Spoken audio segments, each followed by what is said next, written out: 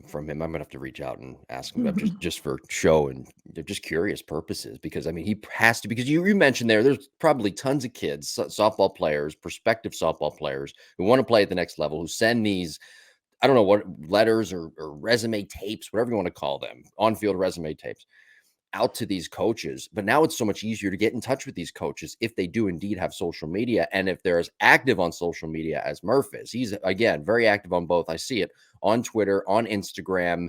On Instagram, he has each game listed of when they're playing, what time they're playing that day, which is really cool too. Yes. Yeah, no, he's again another product of him catching up with the times. Yeah. Yeah, he's good. He's good like that. Very good. All right. Let's get into today's topic.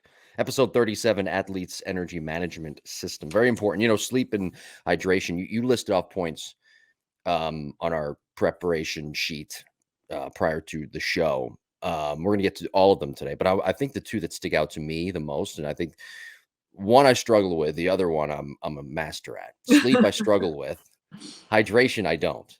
I drink for those who don't know, I drink about 150 ounces of water a day. I weigh 170 pounds.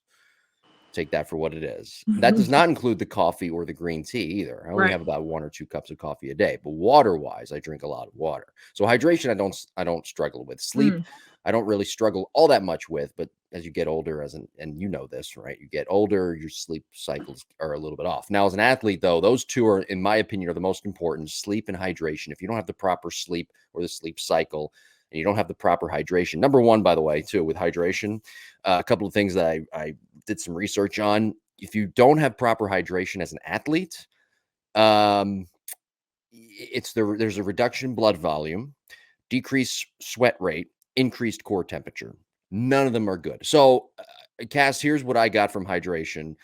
And for athletes out there, my little piece of advice of the week: divide your body weight in half and drink at least an ounce per pound of your body weight. And you can stay hydrated as an athlete. But sleep and hydration, arguably the most important of all of this. For sure. And I think too, it's what you just said. It's preparation and management. We can't just passively go about the foundation of our recovery or our energy management, if you will, by just saying like, oh, I go to sleep every night and I drink some water every day and it'll just work out.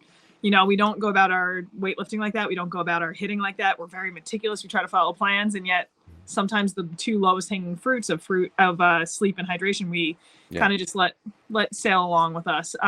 So to go off hydration, I think that's a great start.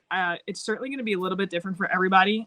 If I'm specifically speaking to females, especially females right around that prepubescent and pubescent ages, right around their period, when they're starting their cycles, right around their period, you're going to start to notice like you feel way worse. It's way more difficult to recover from workouts during those phases. And the recommendation is to increase your water intake during that like 8 to 10 day period of time. So I know it's, sometimes you don't like talking about it, but it is so impactful. It's a week out of our entire month. And then, so we get 12 weeks a year. If we just ignore how to extra recover during those times, we're going to probably fall behind a good bit.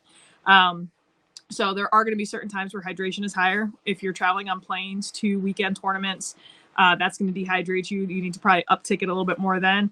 And then just as the weather gets warmer, we sweat a little bit more. We're going to need to uptick that hydration a decent bit. But the idea is if you're going into a game and you're trying to uptick your hydration a couple hours before, that's not when you do it. The time to hydrate for that game needed to happen in the 24 to 48 hours leading into that. So it's definitely a consistency thing. If you're trying to figure out other tactics to stay consistent, we've definitely talked a lot about that in the past, but making sure we don't get into too big of a deficit with that is for sure one of my biggest recommendations.